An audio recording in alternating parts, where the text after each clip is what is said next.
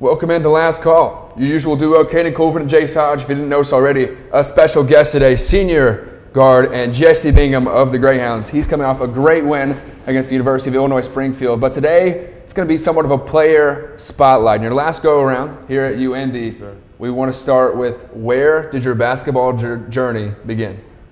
I'd say my basketball journey began when I was like 3 years old. I probably was like my dad. I picked up the game from him, and he kind of just installed that in me at an early age. That's when I feel like that's when I can first remember start playing in little leagues and stuff like that. So it's what's that like, been like a 19-year journey? So, almost. Yeah, I would say it seemed like forever though, for sure. And then you played over at Warren Central right here in Indianapolis, but what led to you coming to the Greyhounds? Out of high school, I really wasn't heavily recruited. I mean, I had a lot of interest from a lot of places, but not that many actual schools to actually to full on commit to me and believe in me. But Coach Corsaro and Coach G, before he left, they saw the vision and saw my potential. So I give a lot of credit to those guys. And out of my offers that I did have, they seemed this was the best place for me. And I mean, lucky for me, it's only 15 minutes away from home. So yeah, not too bad. Yeah, not too bad, right? But when you're going up through basketball, first the little leagues, then middle school and high school, when did it become a real thing that you might end up playing basketball at the next level, let alone here at D2 at UINDY? I think I feel like just working out with my dad, just that transition from middle school to high school, and just that first year of high school, just the fact that my work ethic, I just kept going. I just always wanted to just get better, and I just know that he used to tell me every single day.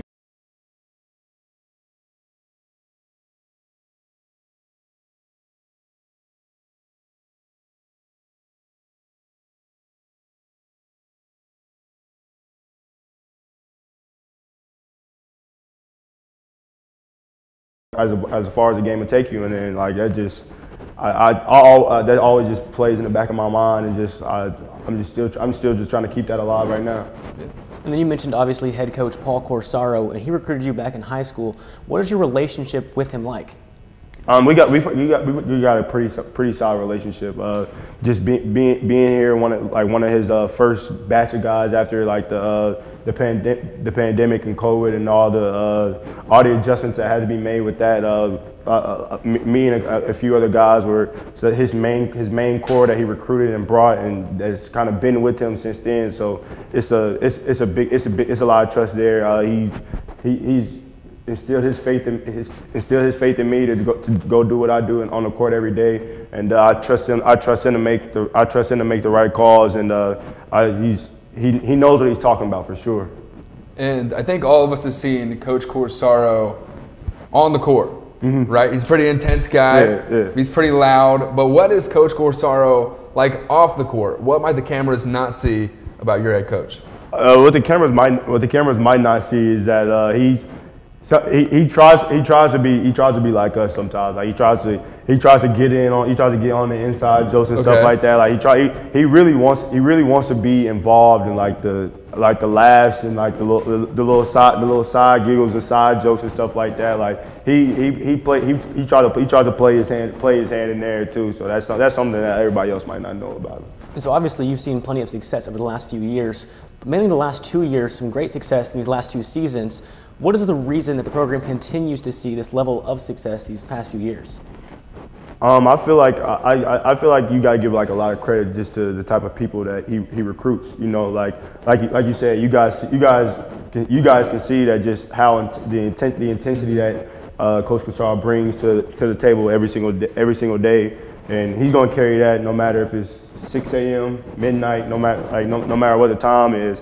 And the group of guys that he brings in, I feel like you have to come in with the right mindset and be ready to accept nothing less but your absolute best at every single thing we do, whether that's in the classroom, on the court for practice, or or a game or anything that you're doing when you repping this flying eye, like every single recruit has to know like the significance and importance of that and carry yourself the right way. And I feel like we wouldn't have got the success that we've seen these past 2 years without the right type of people. So, I mean, the way you talk about the program, there's definitely a healthy amount of respect, not only for your coaches, the teammates, but all the work that's put in. So you mentioned that flying guy. What's that mean to you? What's it mean to be a Greyhound?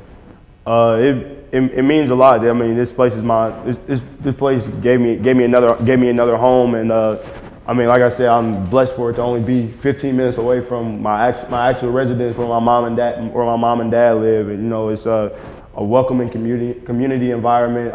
I feel like most of the people that I've encountered have welcomed and accepted me with open arms, and just a lot of people that some people that I may not even know and be aware of are rooting for me, and just to see that on a daily basis, just for others wanting to see me be successful as a player and as a person, as a student, like that's just something that I just want to stick around. I don't ever want that feeling to go away.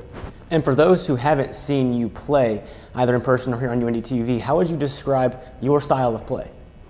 My style of play, I feel like I can give you a little bit of everything. You know, I feel like that's kind of one of my biggest assets of my game is just kind of being versatile, whether that's scoring the ball, defending, rebounding, making the right team play.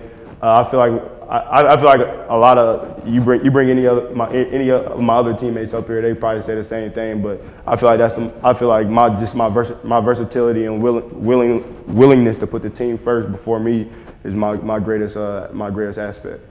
And listening to your teammates, your coaches talk about you, there's a lot of respect within that program for Jesse Bingham. But what's it mean to be a leader on that squad, to have those group of guys behind you and have that trust from the coaching staff? Man, it's something special. It's something special because, I mean, even though like you said, I am in a leadership position. I mean, I still feel like I'm just still not even the oldest guy on the team. I still feel like I even lean on some of the guys that's older than me, some of the guys I've been around with. I even lean on some of the younger guys just for guidance, just because with this game you can never know you can never know everything, you can never know too much. So just being in that leadership position, I feel like it's just all about just being, even while being a leader, just carrying yourself the right way and leading by example, but also just being willing to listen and learn from your so-called followers, because I mean they might have a better perspective and aspect as you, but you gotta be open to that. And I just try to carry that and just continue to listen to what everybody's saying, not just me, because I know that the wins and all our success and glory that we may see is gonna go past beyond me. So gotcha. And then with you being a senior, obviously senior day is this Saturday. You have 2 home games left as a Greyhound. What are those games going to mean to you to play at Nickerson Hall? It's gonna mean a lot just because a lot of success has been had in Nickerson Hall. Just just a lot of memories and moments, like even impactful moments that I wasn't even able to be a part of. Just when I redshirted, just seeing Nickerson rocking like that, and just it means a lot. And I mean everybody, all the seniors, we plan on going out the right way for sure. It's been a lot of fun this season, but a couple quick fire, just kind of fun questions for you. I want to know who has the most fun on the Greyhounds. Which of your teammates or yourself has the most fun? Who has the most fun? That's a good question. I think Kendrick has the most fun on a daily basis, just because he knows that just with just his physique and power that he's going to be able to control the game in so many ways and aspects that, like, even when times are hard and tough, like I can always see a smile on that guy's face. And I say Jarvis as well too. And as we wrap things up, it's been a great time, but I need to know what are your expectations for your team this year? What do you feel like is your ceiling? I think our ceiling is.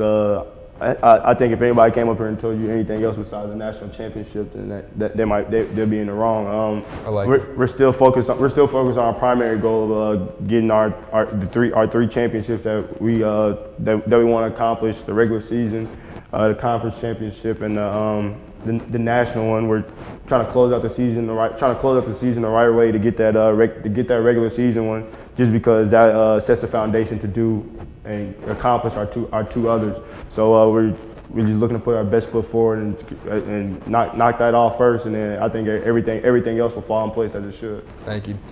Jesse Bingham, everybody, a senior here at UINDY. 2 more home games catch him at Nickerson Hall on Thursday against William Jewell, and on Senior Day Saturday at Rockhurst. When we come back, we're going to break down All-Star Weekend, the NBA, and make some picks for some highlighted games this week. That's next on Last Call.